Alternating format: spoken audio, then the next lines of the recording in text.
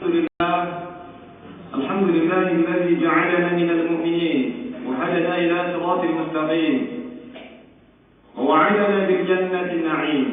أشهد أن لا إله إلا الله المالك الحق المبين، وأشهد أن محمدا رسول الله الصادق الوعد الأمين. اللهم صل وسلم وبارك على سيدنا محمد وعلى آله وأصحابه مجاهدين الظاهرين. أما بعد، فيا أيها الحاضرون رحمكم الله، أوصيكم ونفسي بتقوى الله، وقد فاز المتقون. فقال تعالى في القرآن الكريم: هو أصدق القائلين: أعوذ بالله من الشيطان الرجيم، بسم الله الرحمن الرحيم. ذلك بأنهم آمنوا ثم كفروا فطبع على قلوبهم فهم لا يفقهون. صدق الله العظيم وصدق رسوله الكريم، ونحن على ذلك من الشاهدين والشاكرين، والحمد لله رب العالمين. Alhamdulillah, senantiasa kita bersyukur kehadirat Allah Subhanahu wa Ta'ala karena telah ditetapkannya kita, dan semoga senantiasa kita menjadi hamba-hamba yang beriman dan bertakwa kepadanya. Selawat beruntunkan salam kepada baginda Rasul Nabi kita Nabi Muhammad sallallahu alaihi wasallam. Semoga kelak kita akan mendapatkan syafaatnya di yaumul qiyamah. Sembari kita berniat i'tikaf di rumah Allah yang berkah dan mulia ini, mari bersama-sama kita melengkapi rukun Jumat kita pada hari ini dengan memberikan nasihat, memberikan mau'izah yang dikutip dari firman-firman Allah dan hadis-hadis Rasulullah, serta pendapat para sahabat, para ulama salafus saleh, yang mudah-mudahan akan bisa mengintrospeksi dan memotivasi kita dalam rangka meningkatkan keimanan dan ketakwaan kita kepada Allah Subhanahu wa Ta'ala.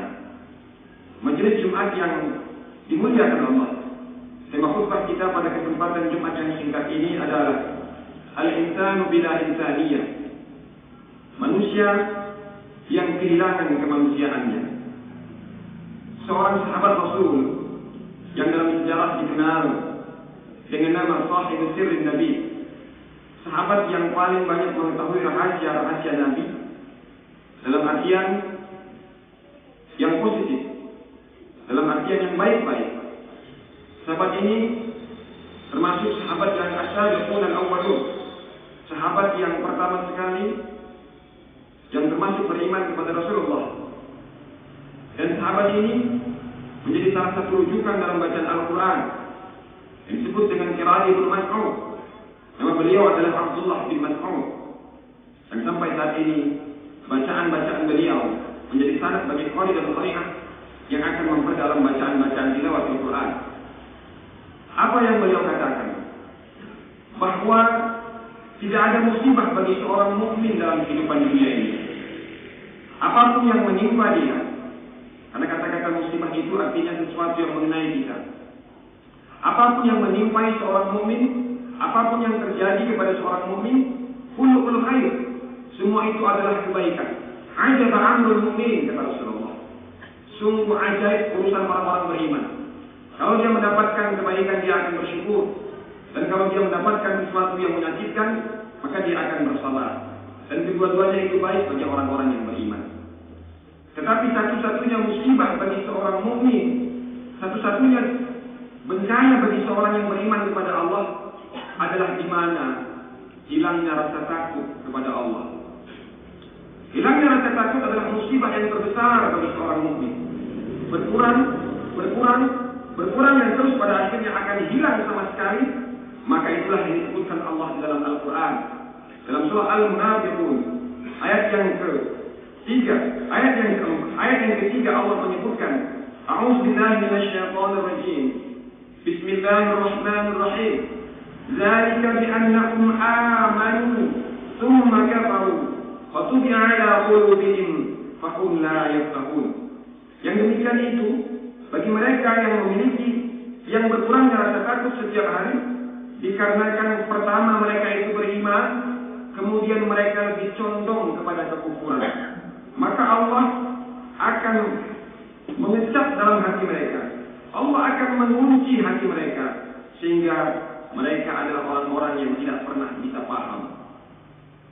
Majelis Jumat yang dimuliakan Allah Subhanahu wa taala. Maka manusia yang akan kehilangan kemanusiaannya adalah di mana manusia itu tidak memiliki rasa takut kepada Tuhannya.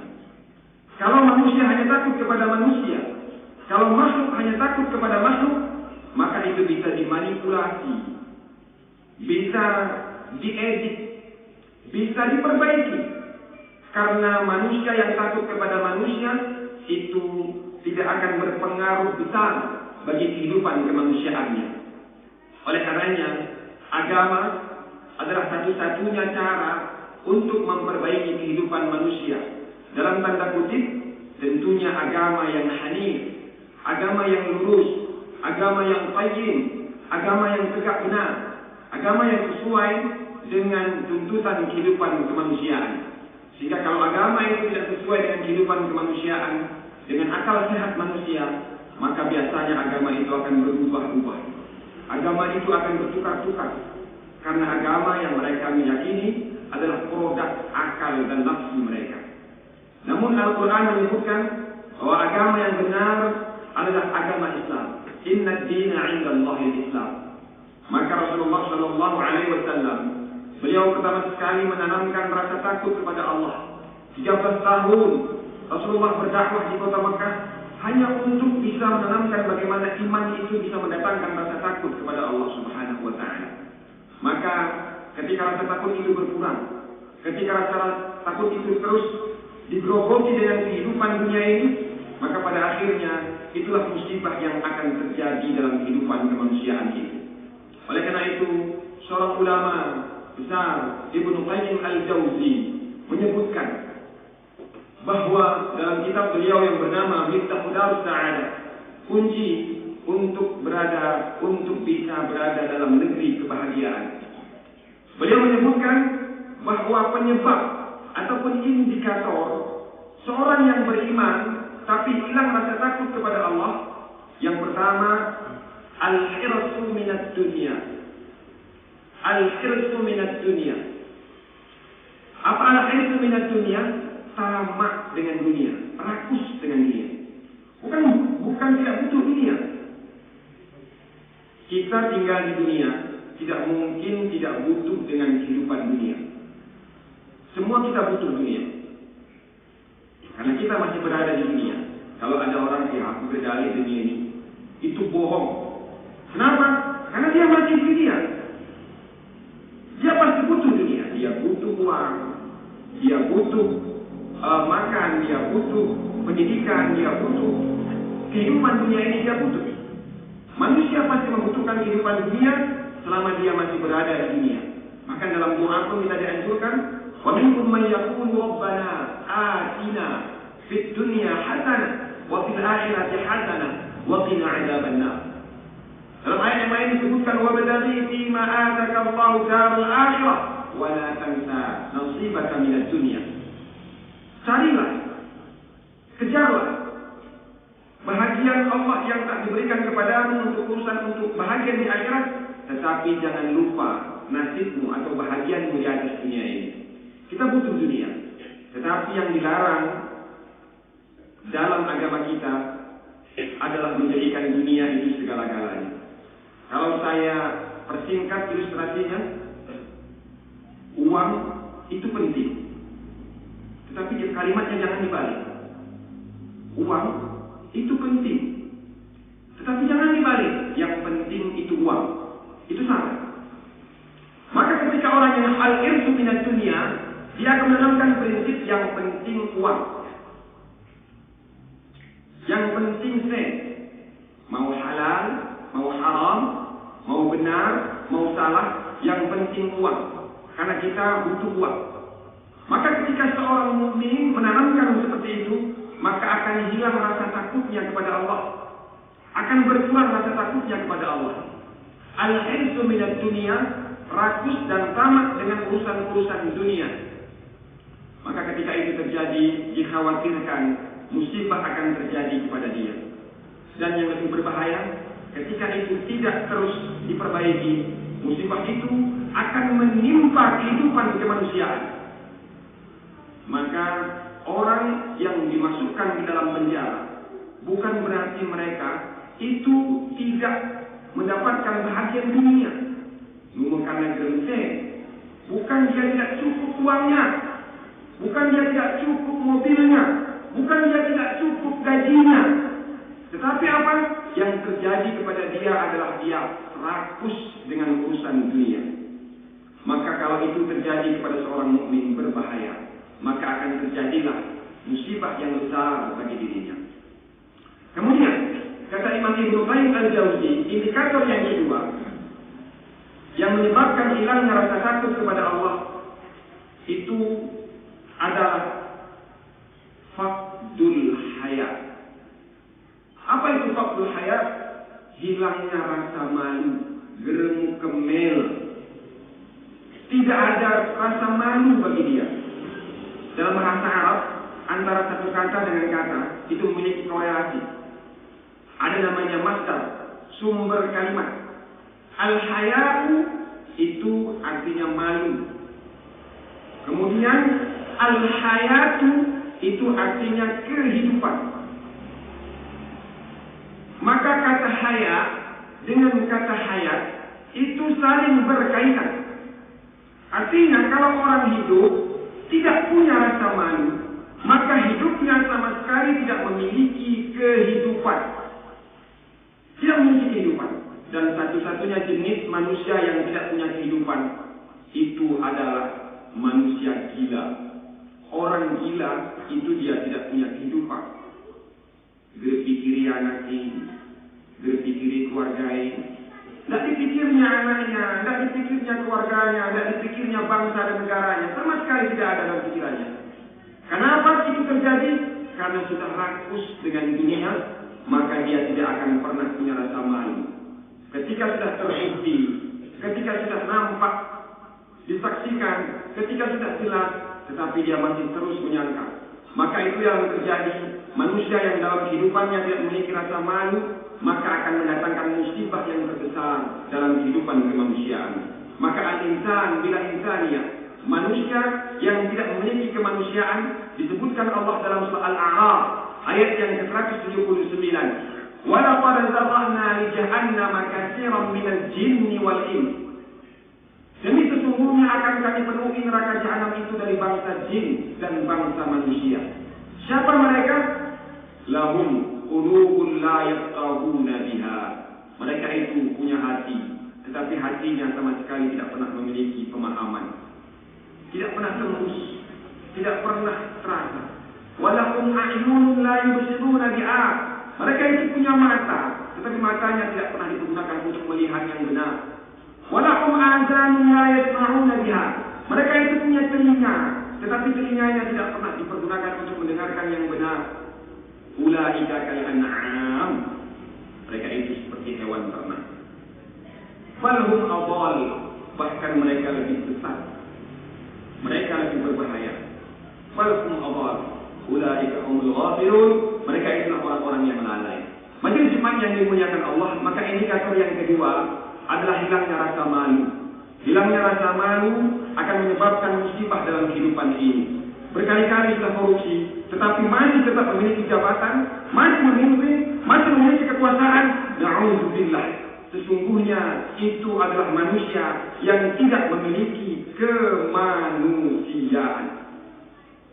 Dan yang ketiga, faktor yang ketiga kata Ibnu Qayyim al-Jauzi, beliau menyebutkan ketika manusia memiliki watak jumudul ain, kerasnya mata, kerasnya air mata. Yang dimaksud dengan kerasnya air mata di sini adalah ketika urusan-urusan dunia hilang dari kehidupannya, cukup luar biasa sedihnya, sangat luar biasa merasa ruginya, sehingga meneteskan air mata, bahkan masuk ke dalam rasa, bahkan kadang-kadang bisa stres.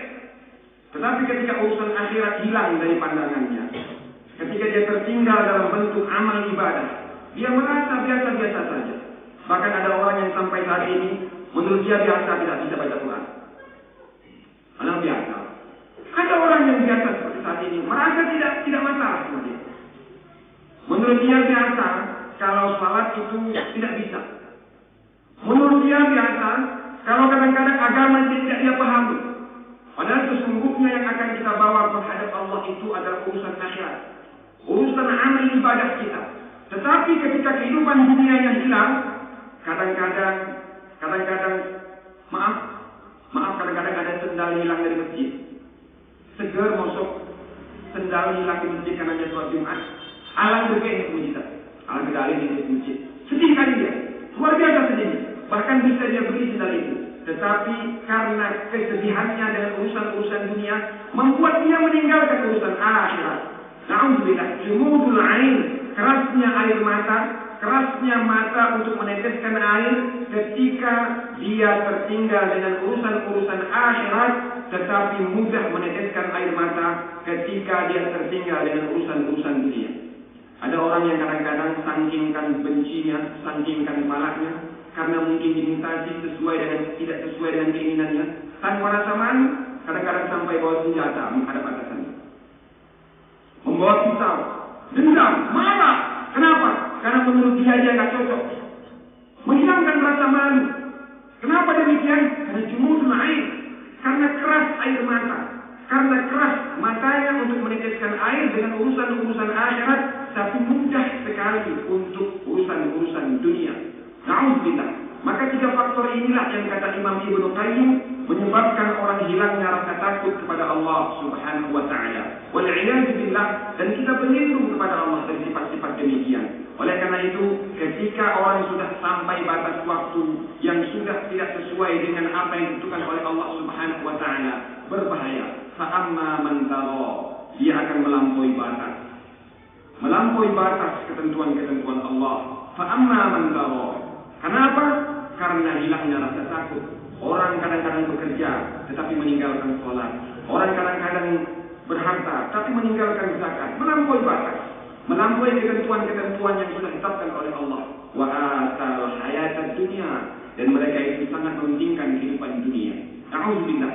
Padahal Allah sudah menyatakan wal akhiratu khairul laka minal ula. Wal akhiratu khairu wa abqa. Majelis Jumat yang dimuliakan Allah. Ingatlah bahwa dunia itu bukan tempat tinggal, tetapi dunia adalah tempat kita transit. Karena dunia pasti akan kita tinggal.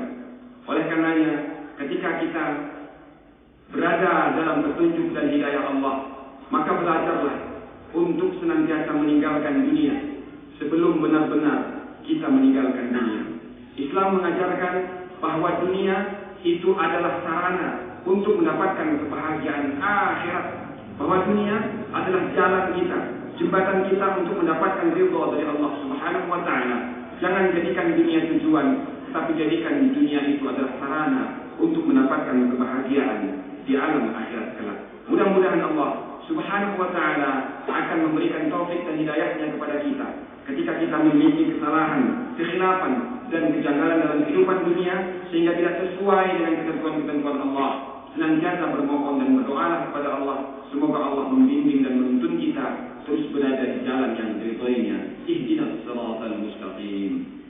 Alhamdulillahilladzi ja'alana minal mu'minin wa hadana ila siratal mustaqim. Asyhadu an la ilaha illallahul malikul haqqul mubin. وأشهد أن محمدا رسول الله صادق الوعد الأمين. اللهم صل وسلم وبارك على سيدنا محمد وعلى آله وأصحابه أجمعين. أما بعد، فيا أيها الحاضرون رحمكم الله، أوصيكم ونفسي بتقوى الله، فقد فاز المتقون. وقال تعالى في القرآن الكريم وهو أصدق القائلين: أعوذ بالله من الشيطان الرجيم، بسم الله الرحمن الرحيم. ذلك بأنهم آمنوا ثم كفروا فتبع على قلوبهم فهم لا يفقهون. صدق الله العظيم. بارك الله لي ولكم في القرآن العظيم، ونفعني وإياكم بما فيه من الآيات والذكر الحكيم، وتقبل مني ومنكم تلاوته إنه هو الغفور الرحيم.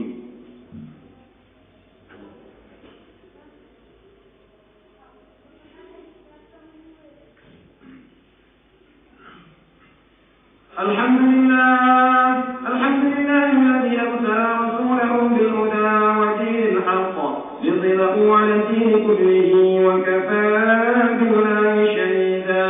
أشهد أن لا إله إلا الله وحده لا شريك له وأشهد أن محمدا عبده ورسوله لا نبي ولا رسول بعده. اللهم صل وسلم وبارك على سيدنا محمد وعلى آله وأصحابه أجمعين. أما بعد، فيا أيها الناس اتقوا الله حق تقاته ولا تموتن إلا وأنتم مسلمون. فقال تعالى في القرآن الكريم وهو أصدق القائلين: أعوذ بالله من الشيطان الرجيم. بسم الله الرحمن الرحيم. فأما من طغى وآثر الحياة الدنيا فإن الجحيم هي المأوى. صدق الله العظيم. اللهم اغفر للمسلمين والمسلمات والمؤمنين والمؤمنات الأحياء منهم والأموات إنك سميع قريب مجيب الدعوات ويا قاضي الحاجات. اللهم أعنا على ذكرك وشكرك وحسن عبادتك يا أرحم الراحمين. اللهم أصلح لنا ديننا الذي وعصمة أمرنا، وأصلح لنا دنيانا التي فيها معاشنا، واصلح لنا آخرتنا التي إليها معادنا، واجعل الحياة زيادة لنا في كل خير والموت راحة لنا من كل شر. ربنا آتنا في الدنيا حسنة وفي الآخرة حسنة وقنا عذاب النار. عباد الله، إن الله يأمركم بالعدل والإحسان وإيتاء ذي القربى وينهى عن الفحشاء والمنكر والبغي يعظكم لعلكم تذكرون. واذكروا الله العظيم